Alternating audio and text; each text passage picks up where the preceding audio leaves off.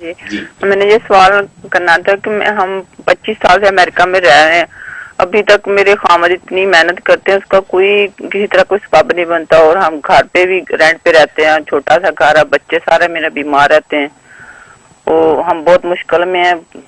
کوئی اس کا حل بتائیے، اس کے کیا پریشانی ہے ہمیں، میرے میاں کوئی شوگر کی مریض ہے،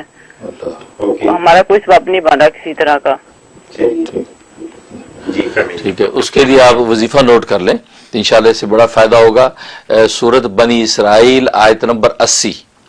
سورت بنی اسرائیل آیت نمبر 80، یہ آپ نے ظہر کے بعد یا عشاء کے بعد یہ 101 دفعہ پڑھنی ہے، اول آخر 11 مرتبہ درود شریف یہ پڑھ کے دعا کرنی ہے، پانی پہ دم کر کے پانی گھر میں سب کو پلائیں، دیواروں پہ چھڑکیں، تو یہ آپ نے 71 ڈیز یہ وظیفہ مکمل کر لیں، اور دعائیں کرتے رہیں کہ اللہ تعالیٰ آپ کے لیے غیب سے اسباب بنا دے، آپ کا ذاتی گھر ہو جائے، اور آپ کو خوشحالی حاصل ہو، جو آپ مانگنا چاہتی جائز تمنائیں اللہ کے سامنے رکھ دیں، انشاءاللہ اللہ تبارک و تعالیٰ پورا کریں گے۔ اور باقی وہی بات ہے کہ نماز روزے کی گھر میں پابندی رکھیں، ذکر و اذکار کی پابندی رکھیں، انشاءاللہ انوارات اسی سے آنے ہیں، کیونکہ اصل فیصلے آسمانوں پہ ہوتے ہیں، اس لیے قرآن کریم میں بھی اللہ تبارک و تعالیٰ نے فرمایا کہ تمہارا جو رزق وہ آسمانوں میں ہے، لہذا آسمانوں سے رزق اترتا ہے، تو آسمان والے کو راضی رکھیں گے، انشاءاللہ زمین کے فیصلے آپ کے حق میں ہوں گے۔